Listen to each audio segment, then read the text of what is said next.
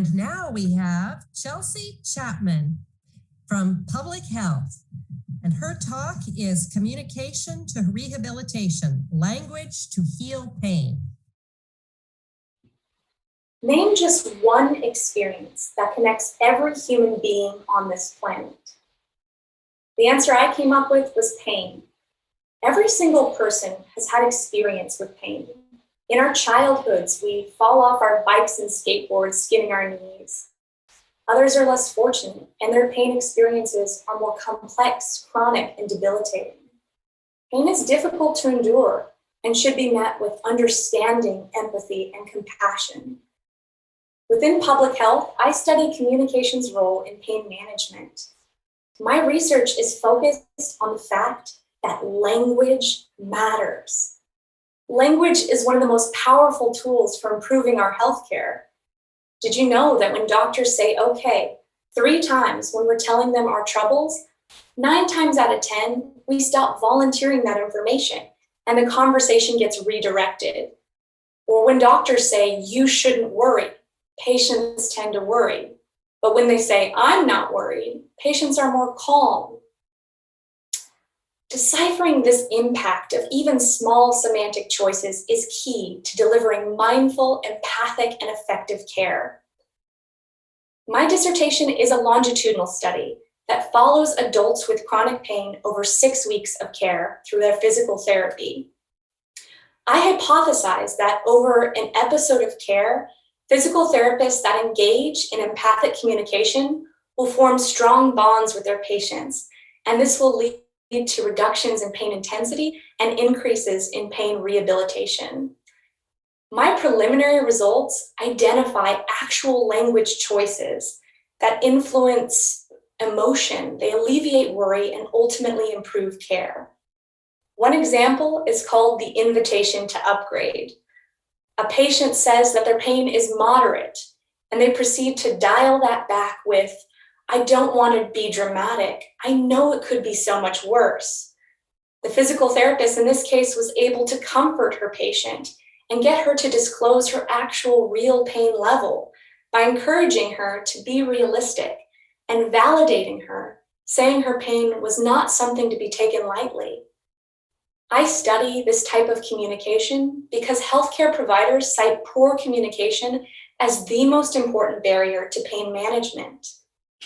Because pain is an emotional experience that deserves to be met with empathy, and because communication is an understudied non-pharmacological approach to pain management, I have faith in my hypothesis because language matters.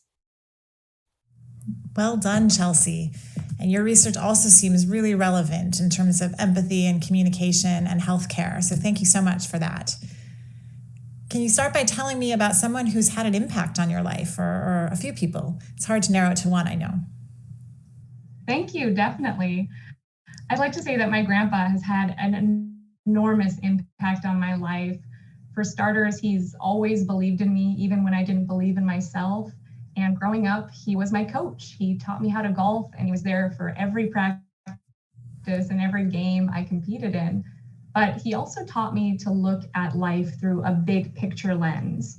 Whenever I was wavering on a decision, he'd ask me questions like, what are my priorities? And how would this decision impact other people in my life?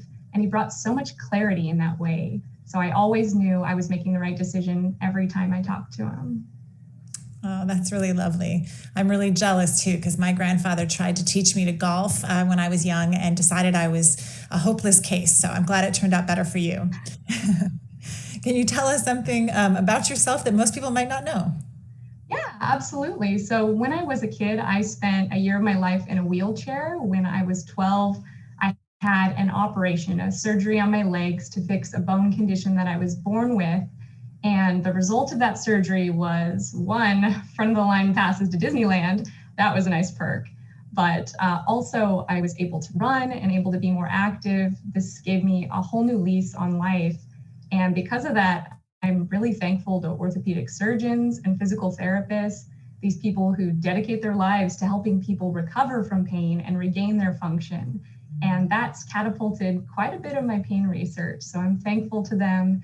And even though this is kind of my research origin story, a lot of people don't know where it began. Yeah, that's a great origin story. I can definitely see how that connects to your research. What's on your bucket list, Chelsea?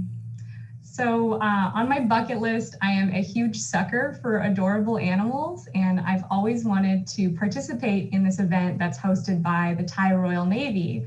So in Thailand, the Royal Navy, they have this conservation center and this nursery for baby sea turtles.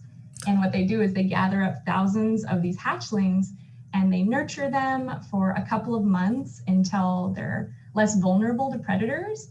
And they release all the baby sea turtles into the Gulf of Thailand once a year. And this is something that civilians can participate in. It's always been at the top of my bucket list. Oh, that's neat. That sounds really cool. Finally, what's a way that you recharge your battery?